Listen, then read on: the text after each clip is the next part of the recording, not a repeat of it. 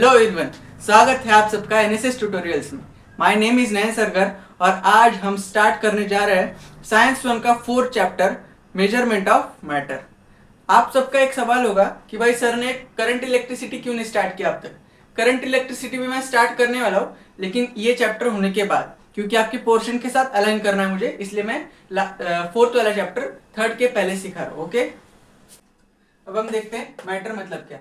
Matter यानी कोई भी ऐसी चीज जिसके पास खुद का मास होता है और वो एक स्पेस ऑक्यूपाई करता है। जैसे कि सपोज ये है,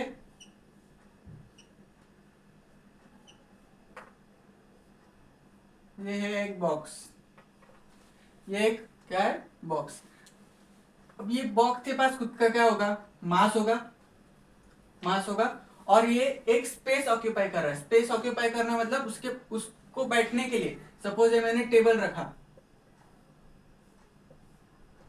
और टेबल पे इस बॉक्स को रखा, तो टेबल पे वो कुछ ना कुछ तो स्पेस ऑक्यूपाई करेगा, यानी कुछ ना कुछ तो जगह लगेगी उसको हम लोग को रखने के लिए, तो इसलिए वो स्पेस भी ऑक्यूपाई कर रहा है।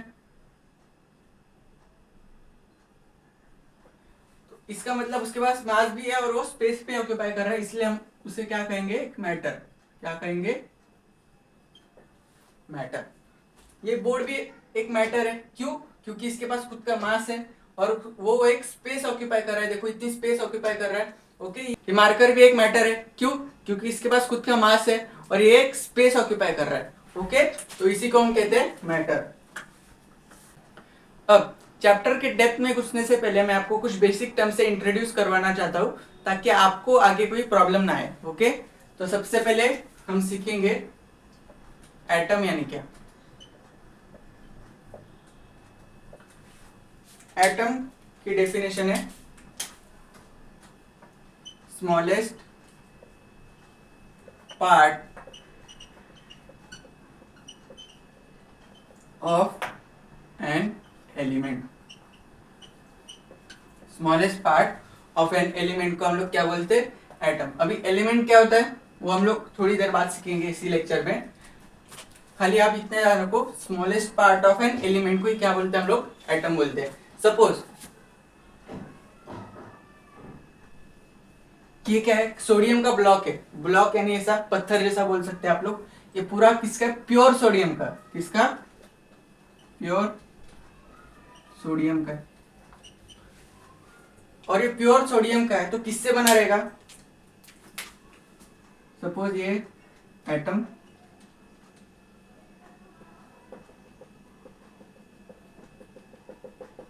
ऐसे ये क्या है, एक एटम है किसका, सोडियम का। ऐसे हजारों एटम से ये क्या बना है, ब्लॉक बना है। तो इस ब्लॉक का स्मॉलेस्ट पार्ट क्या है, एक सोडियम का एटम। ओके, ये पूरा ब्लॉक किसका बना था, सोडियम का बना था। ये पूरा ब्लॉक किससे बना था, सोडियम का बना था। और इसका भी स्मॉलेस्ट पार्ट, इसका स्मॉलेस्ट पार्ट क्या है, सोडियम का एटम, सोडियम एटम। और एलिमेंट क्या होता है वो अब भी क्लियर कर देता हूं। ये जो पूरा ब्लॉक बना ना सोडियम के एटम से मिलकर, उसी को हम लोग क्या कहेंगे, एलिमेंट। सोडियम सोडियम सोडियम ऐसे एटम एक दूसरे के साथ अटैच हुए और उसके बाद जो कलेक्शन बना उसको हम लोग क्या कहेंगे, एलिमेंट। यानी एटम्स के कलेक्शन को हम लोग क्या बोलते हैं, एलिमेंट।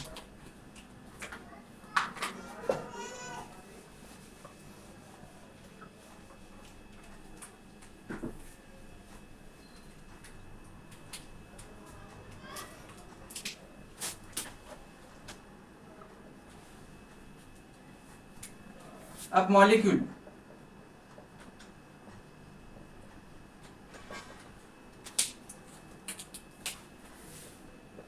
मॉलिक्यूल्स क्या होते हैं, मॉलिक्यूल्स यानी दो या दो से ज्यादा एटम जब एक साथ कंबाइन होते हैं, वो भी कैसे, केमिकली कंबाइन होते हैं, तो उनको हम क्या बोलते हैं, मॉलिक्यूल।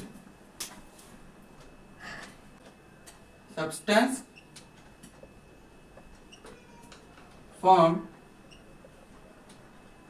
बाय टू और, यहां पर लिख दो फॉर्म बाय, थोड़ा रफली कर देता हूं, formed by केमिकल कॉम्बिनेशन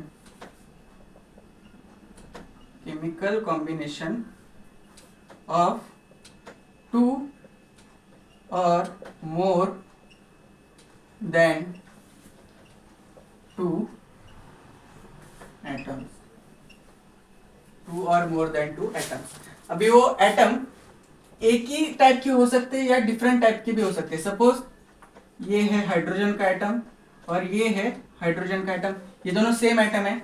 अगर ये दोनों कंबाइन किए तो क्या बनेगा? H2 molecule. क्या बोलेंगे इसको? H2 molecule.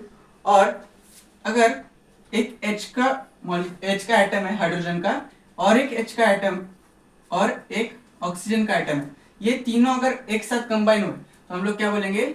H2O molecule. H2 यानी क्या? पानी, और H2 यानी हाइड्रोजन. ओके, H2O ये तीनों मतलब ये दोनों तो सेम है लेकिन ये अलग है. तो अलग अलग एटम्स भी एक साथ कंबाइन कर सकते हैं और सेम टाइप के एटम्स भी एक साथ कंबाइन कर सकते हैं.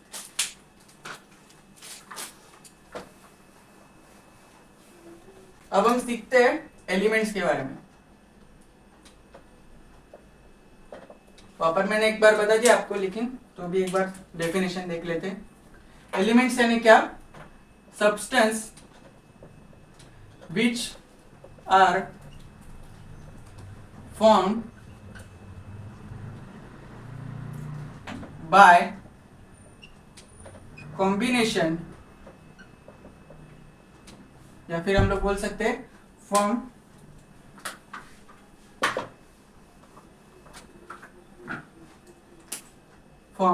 from one type of atom. Substances जो कि बने होते हैं एक ही टाइप के एटम से. जैसे मैंने अभी बोला सोडियम. एग्जाम्पल के लिए समझो, ये सोडियम का क्या है? सोडियम को हम सिंबल कहते हैं Na. अगर आपको कंफ्यूज हो रहा है तो मैं लिख देता हूं पूरा स्पेलिंग. Sodium element. ये क्या है? Sodium element. ये किससे बना है? ये बना है एक ही टाइप के एटम से. वो भी कौन सा एटम? Sodium atom. ऐसा मैं दिखाऊंगा सोडियम एटम को. ये क्या है? Sodium atom. तो ऐसे हजारों लाखों सोडियम एटम इसके अंदर होंगे. देखो 1 2 3 4.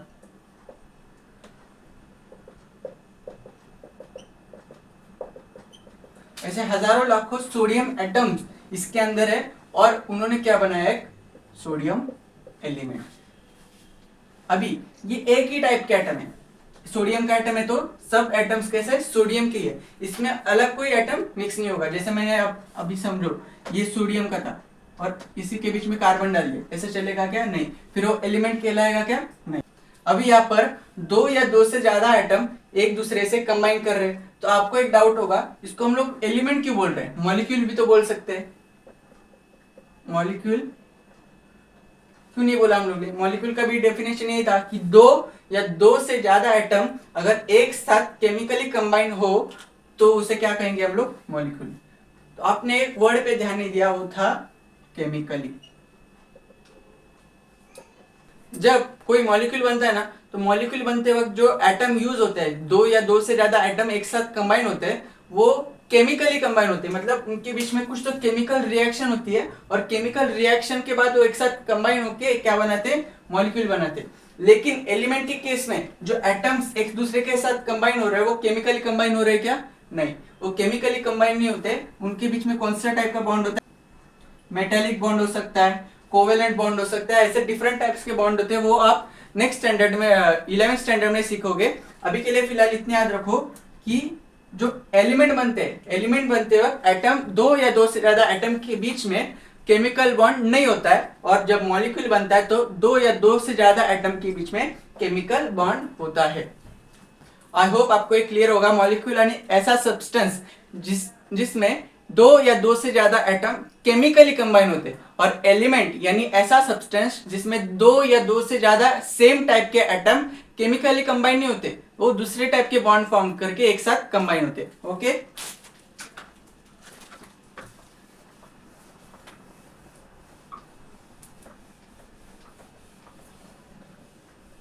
अब हम देखते हैं कंपाउंड्स क्या होते हैं।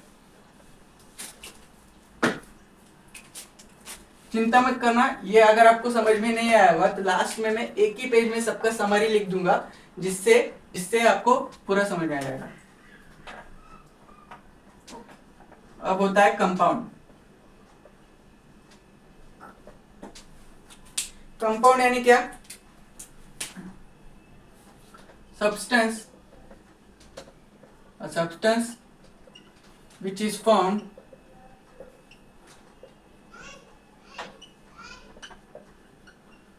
due to combination, a substance which is formed due to combination of two or more different types of atom, two or more different types of atom। Compound एक ऐसा सब्सटेंस होता है जो दो या दो से ज्यादा एटम्स के कॉम्बिनेशन से बनता है, लेकिन वो एटम्स कैसे होने चाहिए? डिफरेंट होने चाहिए, सेम नहीं।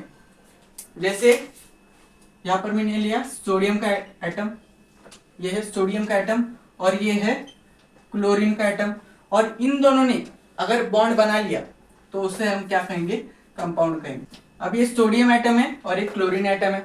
सोडियम और क्लोरीन ये दोनों डिफरेंट टाइप्स ऑफ एटम है, और अगर इनके बीच में बॉन्ड बनता है केमिकल रिएक्शन होने की वजह से, तो इसी को पूरे को हम लोग क्या कहेंगे? कंपाउंड बोलेंगे। ओके, ये सोडियम एटम है और ये भी एक सोडियम एटम है, और ये दोनों सोडियम एटम्स एक दूसरे के साथ कंबाइन हुए, लेकिन केमिकल बॉन्ड की वजह से नहीं, केमिकल रिएक्शन की वजह से नहीं, दूसरे टाइप के बॉन्ड की वजह से अगर ये दोनों एक साथ कंबाइन हुए तो हम इसे कंपाउंड कहेंगे?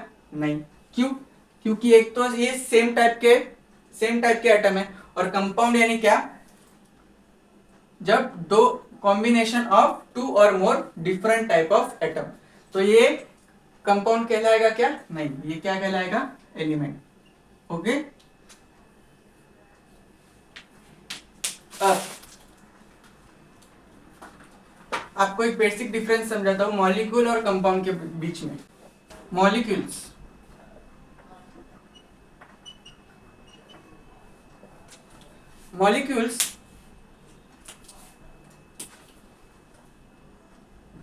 दो टाइप के होते हैं।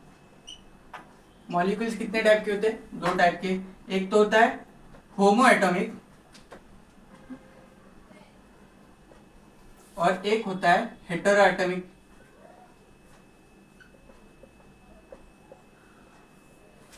मॉलिक्यूल्स दो टाइप के होते हैं, एक होमो एटॉमिक और एक हेटेरो एटॉमिक।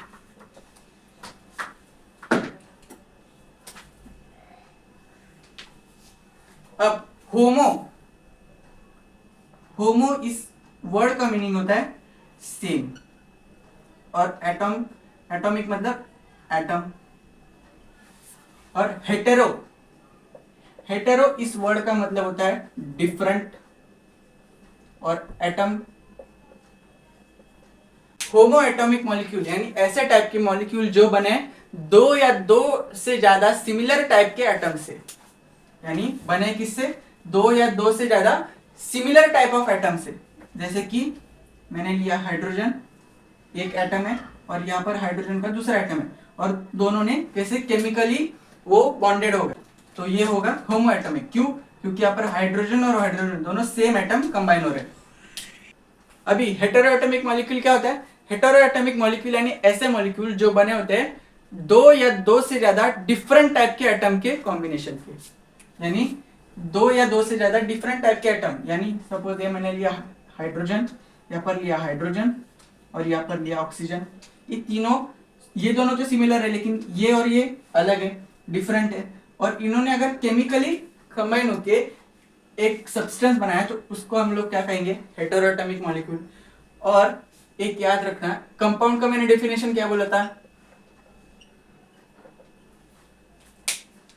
कंपाउंड का डेफिनेशन मैंने बोला था, कंपाउंड यानी substance made by chemical combination. Chemical combination ये वर्ड में पहले लिखना भूल गया, अभी याद रख लो। Chemical combination of two or more different atoms.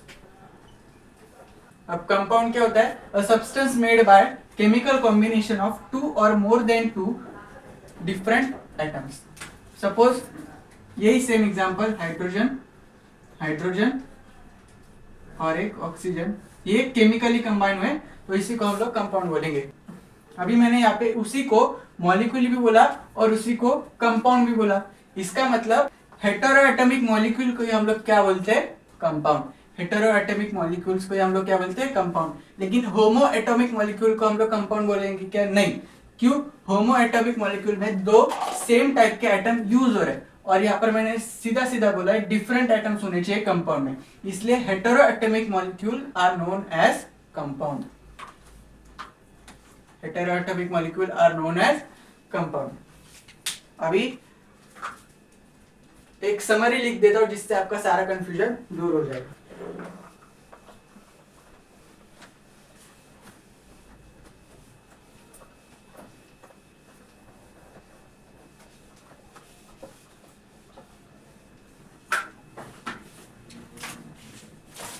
अब एटम,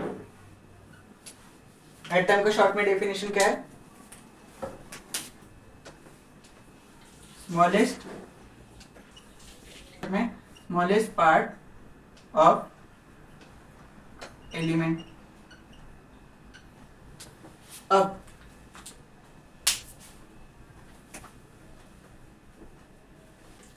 एटम क्या होता है? Smallest part of an element. अब एटम से दो चीजें बनती है,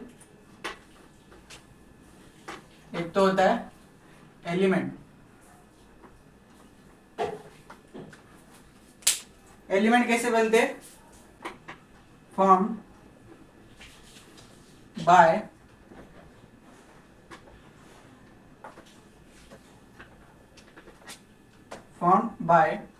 to or more same type of atoms. और यहां पर एक और एक चीज, केमिकल कॉम्बिनेशन होता है क्या यहाँ पर? Chemical combination no. और एटम से और एक चीज बनती है, वो क्या होती है? मॉलिक्यूल। वो भी कैसे? To or more atom chemically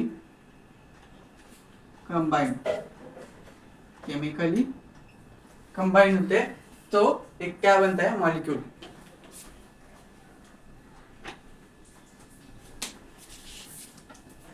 अब मॉलिक्यूल जो है वो दो टाइप के होते हैं, एक तो होमो या फिर हेटेरो।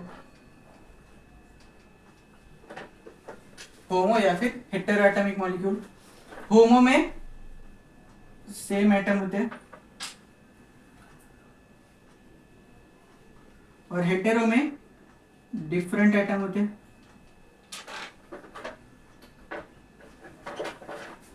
होमो में सेम एटम से मिलकर मॉलिक्यूल बनता है और हेटेरोएटॉमिक मतलब डिफरेंट टाइप्स ऑफ एटम से मिलकर एक मॉलिक्यूल बनता है। और एलिमेंट के बाद या फिर हम लोग ऐसे लिख सकते हैं कंपाउंड। कंपाउंड कैसे बनता है?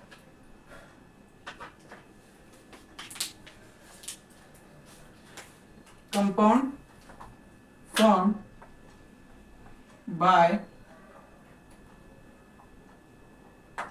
बाय केमिकल combination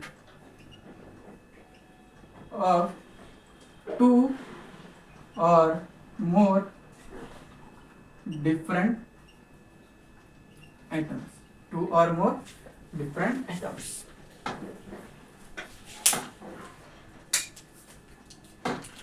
कंपाउंड यानी क्या, फॉर्म्ड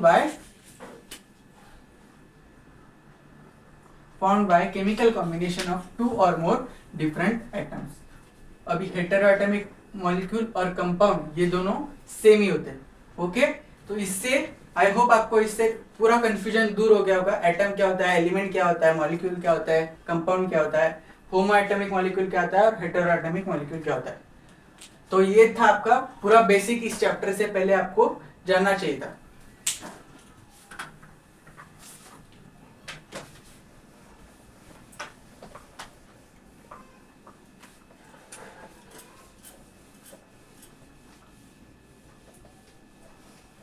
अब उससे पहले और एक बेसिक चीज जान लो।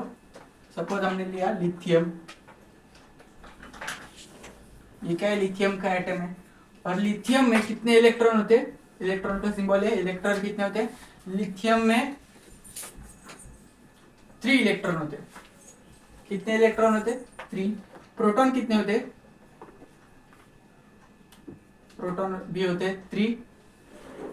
और न्यूट्रॉन कितने होते हैं,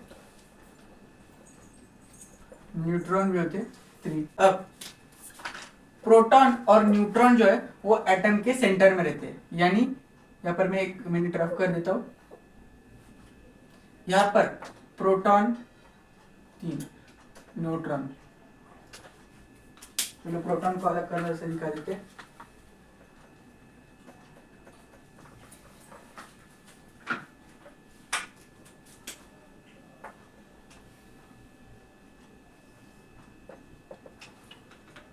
चलो आपको दिखाने के लिए ये एलआई रफ कर देता हूँ, या फिर पूरा ही रफ कर देता हूँ, आपको वापस दिखाता हूँ कैसा एटम रहते हैं। ये है लिथियम का एटम और उसके बीच में 1 2 3 प्रोटॉन और 1 2 3 न्यूट्रॉन। और इलेक्ट्रॉन कहाँ होंगे, फिर इलेक्ट्रॉन होते हैं यहाँ पर, ऐसे शेल्स रहते और उसमें इलेक्ट्रॉन घूमते रहते हैं। तो इलेक्ट्रॉन कितने, 1 2 और 3। ओके, ये क्या है, इलेक्ट्रॉन। और सेंटर में क्या होता है, प्रोटॉन प्लस न्यूट्रॉन। अब नंबर ऑफ प्रोटॉन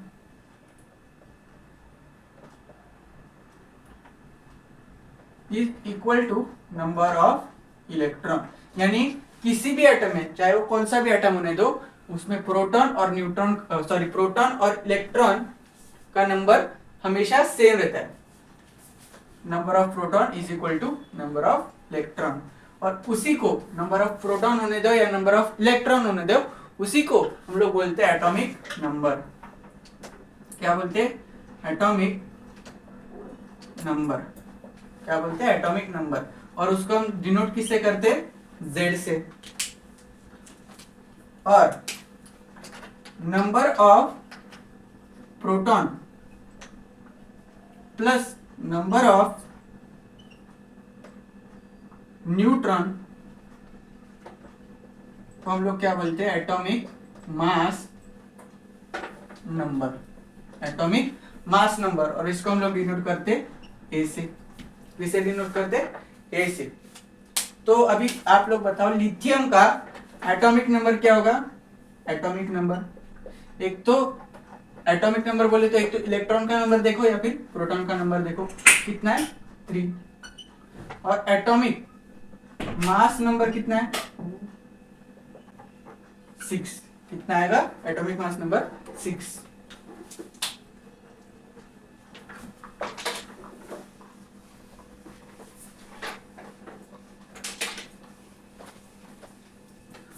अब हम सीखते हैं लॉ ऑफ कंजर्वेशन ऑफ। तो ये लॉ हमें किसने दिया था, एंटोइन लेवोइसियर नाम के एक साइंटिस्ट ने दिया था। तो इस लॉ के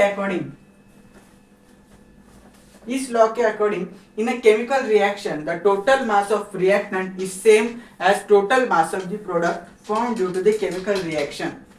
इसका मतलब क्या होता है, सपोज एक केमिकल रिएक्शन है और उसमें हमने क्या लिया, रिएक्टेंट। यानी ऐसे सब्सटेंस जो हम केमिकल रिएक्शन में यूज करते हैं, और रिएक्शन के बाद हमें क्या मिलता है, प्रोडक्ट। रिएक्शन के बाद हमें क्या मिलता है, प्रोडक्ट।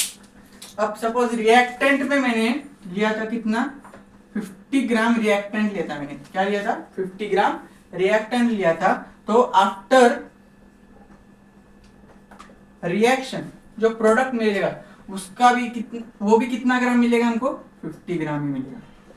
तो ये कंजर्व हुआ, यानी जितना पहले था उतना ही बाद में था। तो इसी को हम बोलते हैं law of conservation of metal. Suppose एक रिएक्शन है जिसमें मैंने लिया Na यानी क्या, सोडियम, प्लस मैंने लिया क्लोरीन,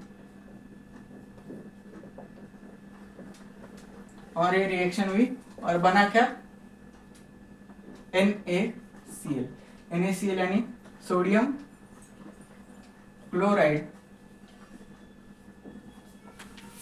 NaCl यानी सोडियम क्लोराइड, यानी क्या होता है इसका मीनिंग हिंदी में, नमक। क्या बना, नमक। अब सपोज मैंने सोडियम कितना लिया, 10 ग्राम, और क्लोरीन लिया 20 ग्राम। तो फाइनली NaCl जो टोटल कंपाउंड बनेगा वो मुझे कितना मिलेगा, 30 ग्राम।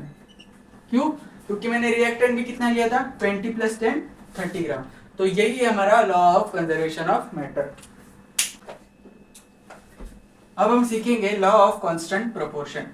ये लॉ हमको दिया था J.J. प्राउस साहब ने, एक बहुत बड़े साइंटिस्ट थे, उन्होंने हमें ये लॉ दिया। उनका लॉ क्या कहता है, the proportion by mass of the constituent elements in the different samples of A compound is fixed.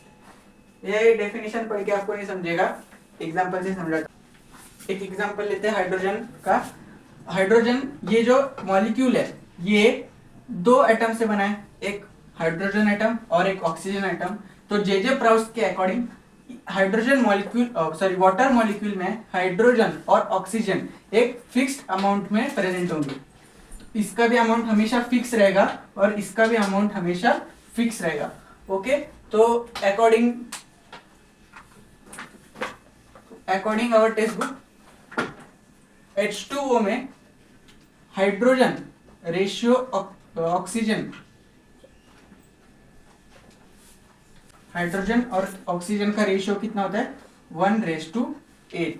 यदि सपोज हमने 9 ग्राम वाटर लिया, क्या लिया, 9 ग्राम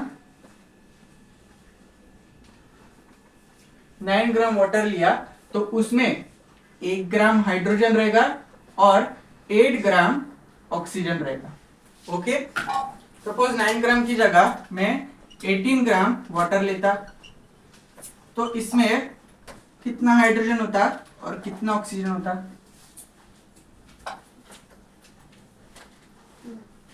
तो इसमें होता 2 ग्राम हाइड्रोजन और 16 ग्राम ऑक्सीजन। तो 18 ग्राम अगर हाइड्रोजन वाटर लेता तो उसमें 2 ग्राम हाइड्रोजन और 16 ग्राम ऑक्सीजन लेता। तो हमारे टेक्स्ट बुक के हिसाब से वाटर मॉलिक्यूल में हाइड्रोजन और ऑक्सीजन का रेशियो कितना चाहिए, 1:8 है। तो इसको भी अगर आप सिंपल फॉर्म में और डिवाइड करोगे, 2 1 2, 2 8 16, रेशियो कितना आया, 1:8 का। तो इसी तरह वाटर कहीं से भी लेने दो, सपोज डैम का वाटर हो, रिवर का वाटर हो, सी वाटर हो, कहीं का भी वाटर हो, तो उसमें हाइड्रोजन रेशियो ऑक्सीजन कितना आएगा, 1:8। तो ये था वाटर मॉलिक्यूल के लिए।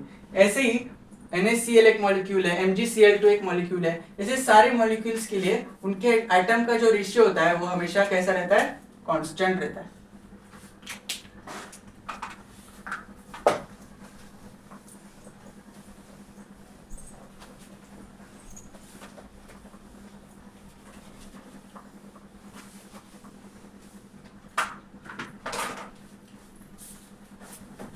आई होप आपको ये लेक्चर समझ आ गया होगा। अगर आपको ये वीडियो अच्छा लगा तो प्लीज लाइक, शेयर और सब्सक्राइब करना, और अगर आपको कुछ डाउट्स होंगे तो प्लीज कमेंट सेक्शन में बताना। Thank you.